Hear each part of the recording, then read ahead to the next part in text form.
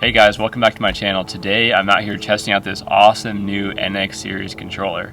I've had this DX controller since 2015. I've flown all the airplanes on my entire channel with this controller with the AR620 receiver, and the NX series controllers just came out, so I made the switch to the NX series controller, and this thing is awesome. There's all kinds of cool features. And for a builder, this is a really good controller. There's a lot of different features in this controller that are going to help me so much in building my airplanes, getting telemetry. If you're into ready-to-fly models, I don't do any ready-to-fly models on my channel, so I'm not going to talk a whole lot about it, but this one feature that this NX series controller has that is amazing if you're into doing beginner planes. If you buy any of Horizon Hobbies bind and fly models, you can just go right on in here and select new model and click bind and fly model, and it has all of the airplanes pre-programmed in there.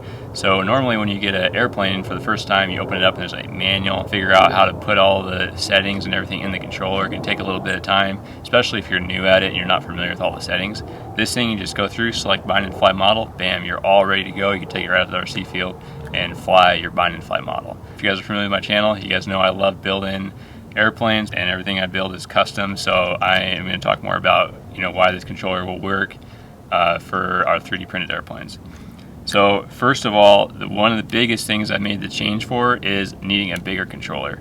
So this is a DX6, so it has 6 channels. Now you at first think you're like, well, 6 channels is good because you can have throttle, rudder, elevator, aileron, flap, and gear. That's 6 controls, so you're good, right? Well, not exactly. So when you're setting up a plane just like a 3D printed airplane, well, you've got 2 aileron servos. You got one on the left and one on the right.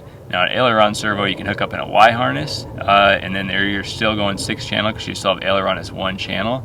But the servos have to be positioned the correct way, and then when you're hooking up the servos and you're actually setting up the linkage, you have to make sure that the servo is in the correct position, because you'll have no way to trim that servo individually. So with a 6-channel receiver, if you're going to trim the aileron, you're going to trim it left or right, and that will move both ailerons. If one aileron, if the left side's out of whack but the right side is okay, you can't trim one side down to make it level. You have to trim both at the same time. So whereas if you have more channels, you can set up every single servo on its own channel, so you can trim each servo individually. So for the airliner, for example, it does not have flaps and it does not have gear, but I do run 6 channels on the airplane. I do have a Y harness for the ailerons, but then I have the right and the left side of the elevator control on different channels. And then the rudder is set up on a different channel. So I have a rudder servo hooked up on one channel, and then I have the nose wheel set up on a different servo because they turn in different directions.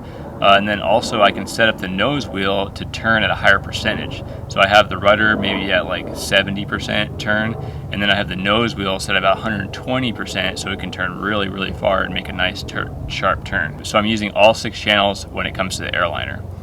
Now if I want to add flaps to it, then I need 7th channel. If I want to add gear, that's 8 channels. And then if I did want to set the ailerons in separate channels, that's like 9 channels. So ideally you're wanting more channels to set up your 3D printed airplanes. 3D lab print, plane print, Eclipse in, they'll say like how many channels the airplane is. And a lot of the 3D printed airplanes have the servos set in a specific direction, and you can't change them. So like on the ASK build, when I built the ASK and I had the slats on there, I showed you guys how to position the servos correctly so that you could hook up the slats with a Y harness. So that was a big reason why I wanted to make the switch, because I did want the more channels. If you guys are looking to get into this hobby, if you guys are going to do a lot of bind and fly models, a 6-channel radio will really do well. You can really pretty much fly like all the ready to fly models with a DX6 controller. But when it comes to building custom airplanes like we're doing on my channel, having an 8-channel radio would be preferable. Like if you can get the 8 and if you can get the 10, even better, because then you're just not going to have any limitations to how many servos you can hook up in each way. And then if you want to use if you want to add flaps, if you want to add like a landing light or lights or anything like that. You could have like nav lights, you could have a landing light, all on different channels, and be able to turn all that stuff on just by the different switches. So that's the basic difference between like a 6-channel and a 10-channel radio. Now, as far as the NX versus the DX, there's all kinds of cool features to the NX feature. One of my favorite things about the NX controller is this antenna. Being able to fold this down is so nice, because I don't actually have that big carrying case that you can get for these that hold the antenna and everything up. You know, I just like to fold this down, put it in my box or put it in the back of the car, and not have to worry about this antenna breaking off. The other feature about it is depending on how you hold the controller. So I usually hold the controller like this, but if you want to be able to change your antenna position so that way you can get better signal, that's another feature that has. Not only does it, you know, that you can fold it down all the way. Then another really cool feature to it is they have these holes here, so you can adjust the tension on your gimbals, on your sticks, and make it whatever tension you want these sticks to be at. And they have a new gimbal that they're using for the NX series, which is way smoother, super nice. So the screen is really cool. It's a lit back screen, so you can get, and there's all kinds of adjustments. You can just like set this up however you want the screen to look, different colors and different things like that.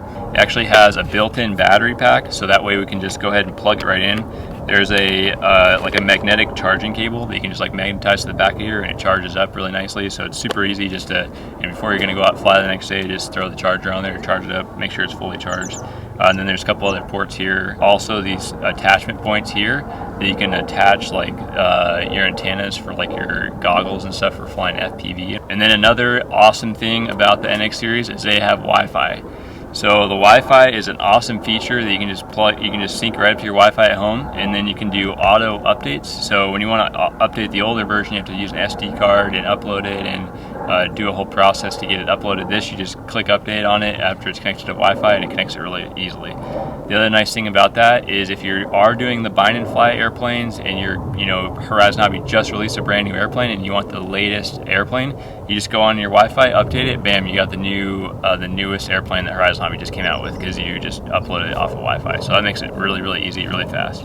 So something I'm going to be using the NX series controller for a lot more on my channel and getting a lot more familiar with is getting telemetry set up. When I'm flying all my airplanes for the very first time, you have no idea like how long the battery's going to last or what's going on with the airplane. So being able to have telemetry right at your fingertips on your controller is super awesome. So Spektrum sent me also another receiver that has telemetry with it. And so I hooked that telemetry receiver up into my airliner, and I just wired in a wire to the battery pack, so that way I can have telemetry right to my radio, and I can get more information right to my radio. And there's all kinds of different telemetry adapters that you can add onto these receivers. Like it gives you altitude reporting, you can get RPM, you can get temperatures, and all kinds of cool stuff like that.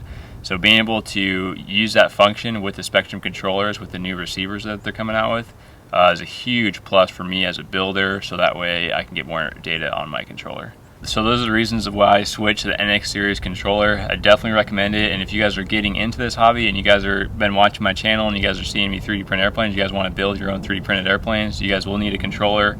So a controller and a 3D printer are your two biggest purchases when you're getting into this hobby that I'm doing, that you guys see me doing on this channel. And so I definitely recommend getting a Spektrum controller. They have great controllers, great receivers, and they connect together so easily. And then get a 3D printer and you guys can go ahead and build your own planes, build all the airplanes I've built on my channel. I've got all kinds of other videos. Make sure to check out my channel, like, share, subscribe to this video. Thank you guys so much for watching, and we'll see you guys in the next build.